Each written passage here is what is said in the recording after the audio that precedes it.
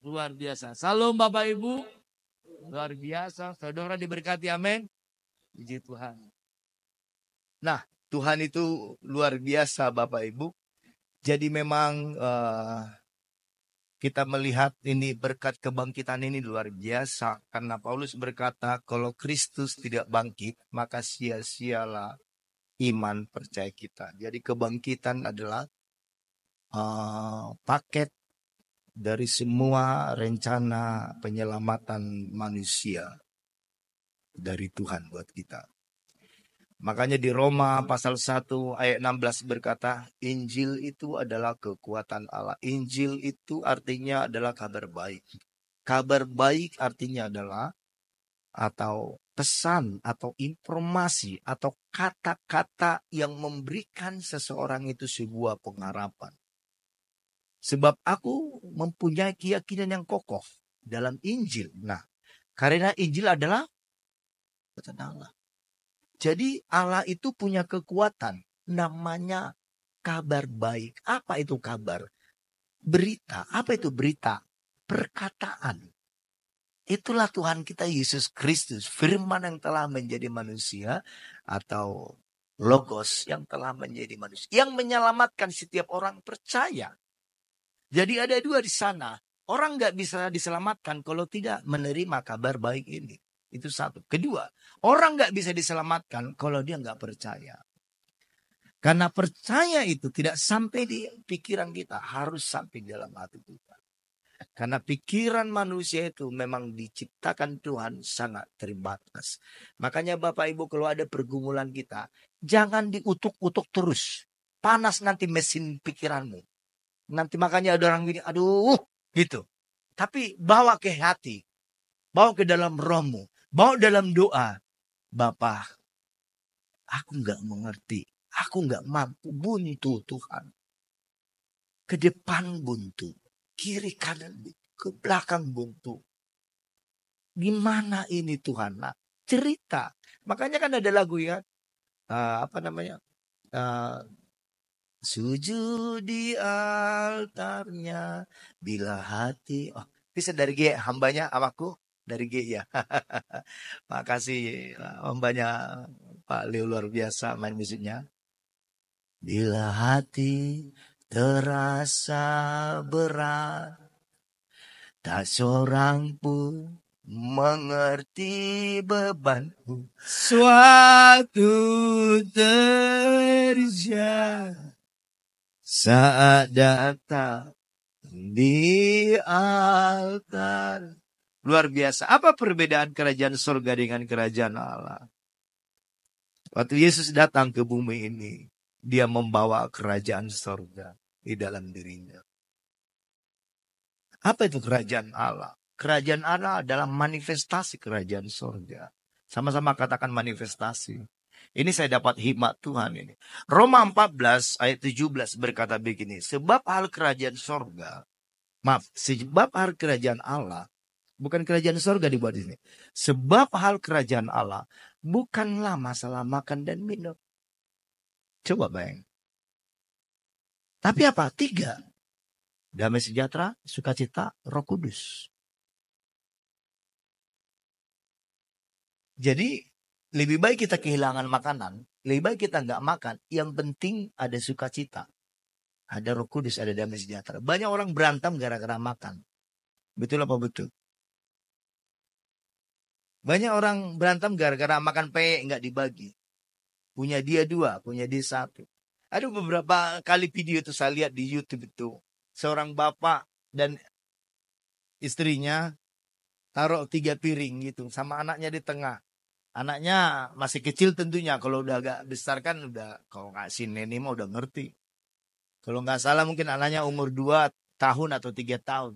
Jadi di piring bapaknya ditaruh 1. Di piring anaknya ditaruh 2. Kue itu, roti itu. Di piring mamanya ditaruh kosong, nggak ditaruh. Jadi dibilang bapaknya, oke ya, I count until 3, okay? Just take up the plate, the cover of plate. Jadi sampai aku bilang nanti sampai angka 3, angkat piringnya. Ya kata anaknya. 1, 2, 3. Diangkat. Tiba-tiba dia lihat, dia punya 2. Dia lihat papanya punya 1. Dia lihat ibunya, piringnya kosong. Jadi beberapa video saya lihat itu menginspirasi Bapak Ibu. Sebenarnya apa yang menjadi momen dari makna daripada perbuatan itu adalah firman Tuhan. Saya lihat puji Tuhan. Dari semua video yang berbeda dengan tema yang sama saya lihat. Itu hanya 30% anaknya tetap makan itu roti 2. Tapi 70% dia ambil punya dia taruh di piring mamanya. Dengar mas ini. Karena dia punya lebih. Tuhan itu baik. Saya percaya tidak mungkin Tuhan datang membawa kerajaan surga ke bumi ini kalau dia tahu kita nggak mampu nanti masuk surga. Nggak mungkin. Ngapain capek-capek? Itu kan namanya pengharapan palsu. Kalau engkau percaya sama aku, maka engkau akan nanti menerima kerajaan surga. Tapi pada akhirnya tidak. Saya percaya tidak mungkin bagi orang percaya. Makanya peganglah kepercayaanmu Bapak Ibu. Karena di balik pintu kita tidak tahu apa yang ada di sana. Yohanes 10 ayat 9 berkata, Akulah pintu, kata Yesus. Saya sudah sampaikan kemarin, dia banyak bercerita tentang dirinya, tentang kehidupan orang-orang. Orang Israel itu sama dengan kami dulu di kampung, suka menyalakan lampu sekitar jam 6 sore. Yesus berkata dalam Yohanes 8 ayat 12, Akulah terang. Dia bilang tidak ada seorang pun menyalakan pelita di bawah tempat tidur. Akulah terang. Dia berbicara tentang roti, Yohanes 6 ayat 35. Akulah roti. Orang Israel itu buat roti dari gandum.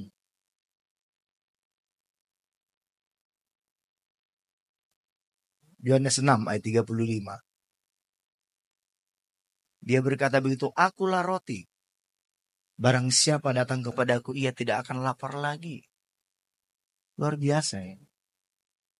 Orang Israel itu punya banyak kebun anggur. Yohanes 15 ayat 5 berkata, Akulah pokok anggur. Bapakkulah pengusahanya.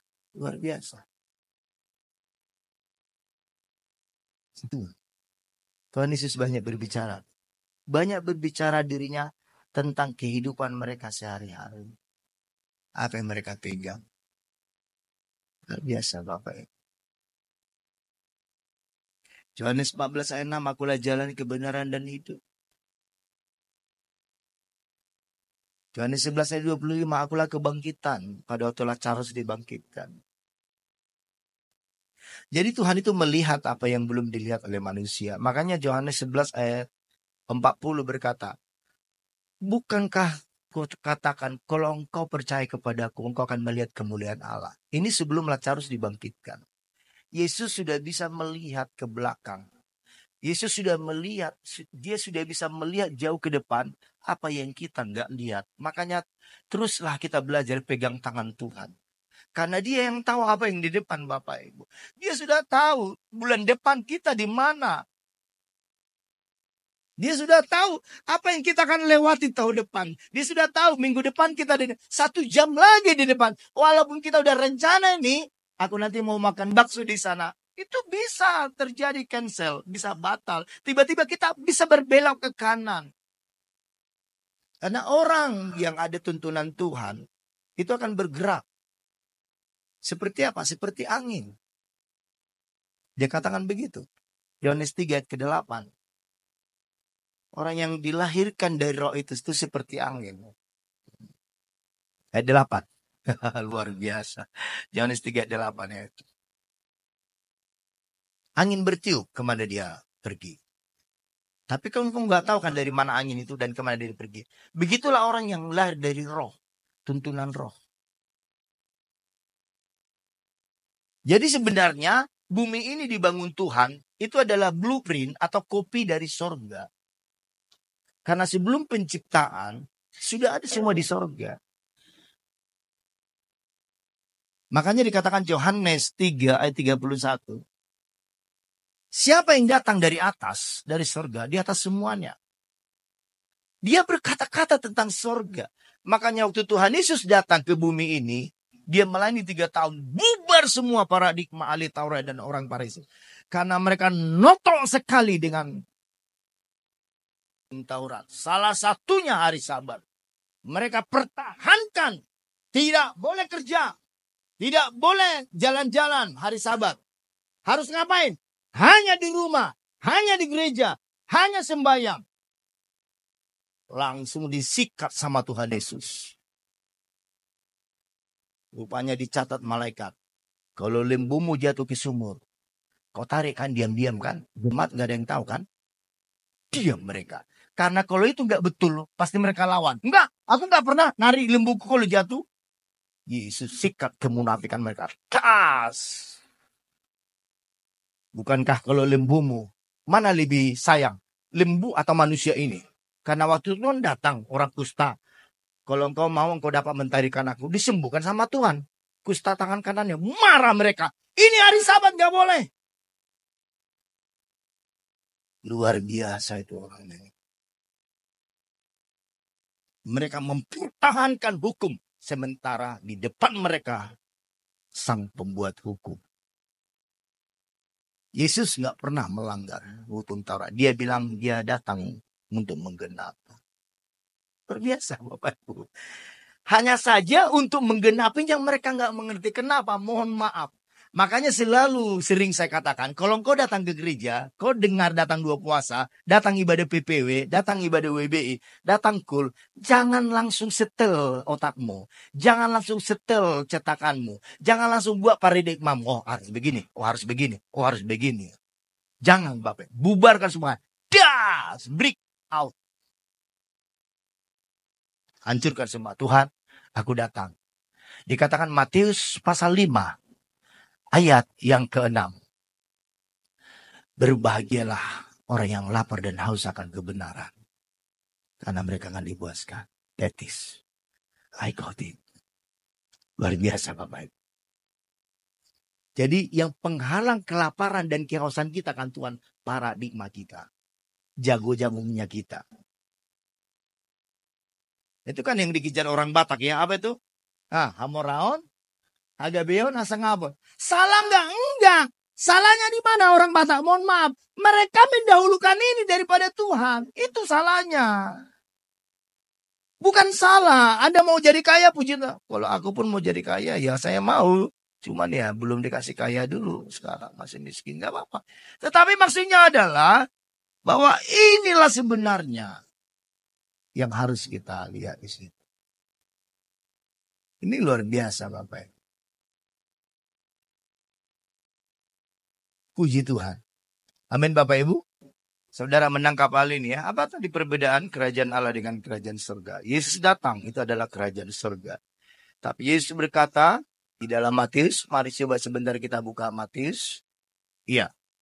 Markus pasal ke-9 ayat 38 sampai 41. Kata Yohanes kepada Yesus, Guru, kami lihat seorang yang bukan pengikut kita mengusir setan demi namamu.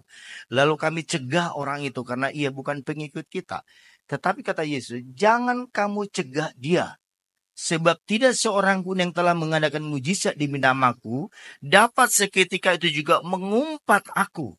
Barang siapa tidak melawan kita, ia ada di pihak kita.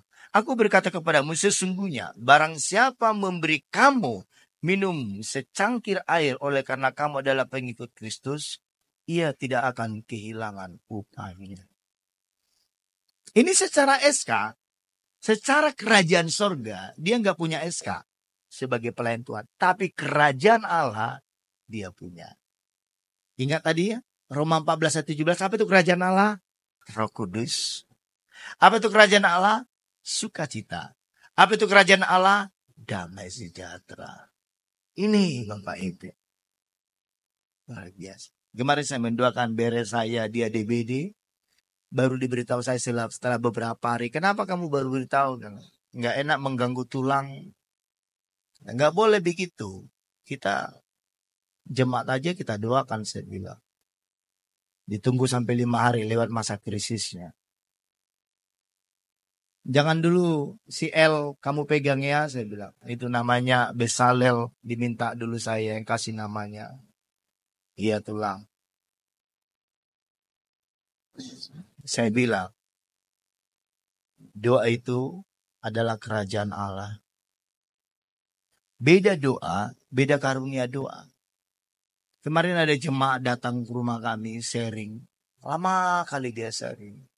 Kenapa ya Pak ya, kalau aku berdoa sendiri rasanya luar biasa. Tapi kalau aku berdoa di tempat arisan atau STM atau marga, rasanya kok enggak ini ya Pak, katanya. Oh saya bilang itu perasaan ibu. Mohon maaf, hal surga itu bukan hal perasaan, tetapi hal iman. Kalau ibu bermain di perasaan, nah itu salah. Kan itu kan pandangan manusia kan. Itu kan pandangan ibu. Ibu kan manusia. Itu pandangan ibu. Ibu nggak tahu kan. Perumpamaan Tuhan Yesus. Ada dua orang pergi berdua ke bait Allah. Satu orang Farisi. Satu lagi orang pemungut cukai. Yang didengar duanya siapa? Pemungut cukai. Padahal doanya nggak pinter. Dia cuma bilang gini. Ampuni aku. Banyak kali dosaku. Dia pukulin dirinya. Tapi orang Farisi pinter kali berdoa. Ya Allah. Aku sudah beri ini, sudah beri ini, sudah lakukan ini. Saya tidak membunuh, saya tidak berzina, saya tidak jahatin orang. Pintar doanya. Tapi yang didengar Tuhan, dua orang pemungut cukai. Itulah perbedaan doa dengan karunia doa. Luar biasa. Kita harus tangkap itu. Amin Bapak Ibu. Makanya datang menyembah Tuhan secara pribadi. Dalam Lukas 13 ayat 11. Ibu ini dapatkan tuntunan. Sudah 18 tahun dia sakit. Tapi dia tetap setia sama Tuhan. Kesetiaan itu adalah bukti tanda orang itu ada Roh Kudus. Karena kesetiaan adalah faithfulness. Dalam bahasa Inggrisnya faithful. Faithful. Tetapi ibu ini tetap datang. Dia dirasuk setan. Dia tetap datang ke gereja. Dia nggak bisa berdiri tegak. Dia hanya bisa melihat ke bawah. Ayat 12 next. Dia ketemu dengan Tuhan Yesus. Nah ini yang saya maksud Bapak Ibu. Tuhan itu sering ketemu dengan seseorang yang mempunyai roh ibadah. Makanya dikatakan Musa setia dalam segenap rumahnya. Tapi Yesus adalah anak yang mengepalai rumahnya. Lihat ini. Andaikan dia nggak datang ke gereja hari itu. Lewat. Dia tetap ngotot datang. Walaupun masih ada ikatan. Masih ada setan yang pegang punggungnya. Tapi dia gak mau dikalahkan oleh perasaan. Saya ngomong sama ibu yang datang kemarin. Lama kali dia ngomong. Sampai dia bilang berapa kali. Aku aja yang ngomong ya Pak Gembala. Silakan terus. Silakan saya bilang itu. Mungkin dia udah mau curhat. Udah lama kali dikejar kami harus datang ke rumah. Dia ada bawa berkat. Ada bungkusan dan sebagainya. Dia bawa batu bata semen. Untuk bangunan Pak Gembala. Membantu katanya. Cuman sedikit ya. Saya bilang Bu. Kami tidak pernah bertanya ibu mau tabur berapa, saya bilang. Ya bukan batu batanya di bawah. Amplonya beli batu bata. Cuman beli sebiji dua bijinya nih semen Bapak Gembala. Tapi saya udah rindu lama kali mau ngasih ini katanya. Tapi dia sering kesaksian. Ibu ini kalau pakai perasaannya nggak akan berjumpa dengan Tuhan. Jumpa dengan Tuhan jangan baperan. Kenapa orang banyak kecewa? Suka baper. Apa arti baper ya? Apa kepanjangan baper? Oh baper. Oh baper men. Amin. Baimlah. Bawa iman. Amin. Haleluya. Niko. Ketua KKR Pasca Pemuda. Lihat itu. Hai ibu, penyakitmu telah sembuh. Padahal pada ayat ini ditulis, ibu itu belum sembuh. Makanya selalu saya bilang, Yesus bisa nembus lihat ke depan. Ayo kita sama-sama bersama dengan Pak Gembala. Pergumulan luar biasa. Mau didukung doa. Sampai saya minta pasukan pendoa datang bulan depan ke tanah. Ini mau yang besar ini Bapak. Mohon dukung doa ya. Rupanya saya baru tahu Pak Pardede ya. Pak Leo, rupanya buat rangka sama atap itu mahal kali, Pak. Iya. 35 jutaan gak kemana. Aduh. Saya pikir cukup 15 juta. Ah, Bapak ini, kata orang tukangnya itu. Pokoknya banyak kali rangka-rangkanya itu. Rangka baja loh. Padahal itu bukan yang paling bagusnya. Kita yang nomor ke bawah kita beli. Rupanya ada juga jenis-jenisnya. Waduh, banyak kali hal. Tapi apa yang kita buat dengan ibu ini, dengan ibu gembala, istri saya? Ya mau gimana lagi? Masa saya ngerampok? Ngerampok bang, ayo ngerampok bang ya. Ayo Pak Zubrian bantu saya ngerampok bang. Nggak mungkin, harus kan gila. Bagaimana? Yang ngerampok surga, caranya apa ya? Berdoa gitu. Makanya firman Tuhan berkata, ngengak dan karat tidak. Rupanya kalau kita nyimpan Bapak Ibu, bukan di peti, apa tuh, peti apa itu, simpan uang itu. Bukan di berangkas. Kalau kita nyimpan di berangkas, bisa hilang, bisa bekarat. Tapi kalau kita nyimpan di surga Bapak Ibu, ngengak dan karat tidak merusakkannya. Berangkas aja udah berapa juta, udah mahal sekarang. Ini saya lihat ibu gembala ini dalam 2 minggu ini Bapak Ibu, doanya makin panjang lagi ke surga. Karena tiap minggu dia harus jumpa dengan wajah tukang dan kenek. Mohon dukungan doa. Enggak kemana Bapak Ibu, 3-4 juta setiap minggu. Kami harus kasih buat tukang dan kenek. Tapi sampai hari ini Ebenezer, Tuhan masih tolong. Amin Bapak Ibu.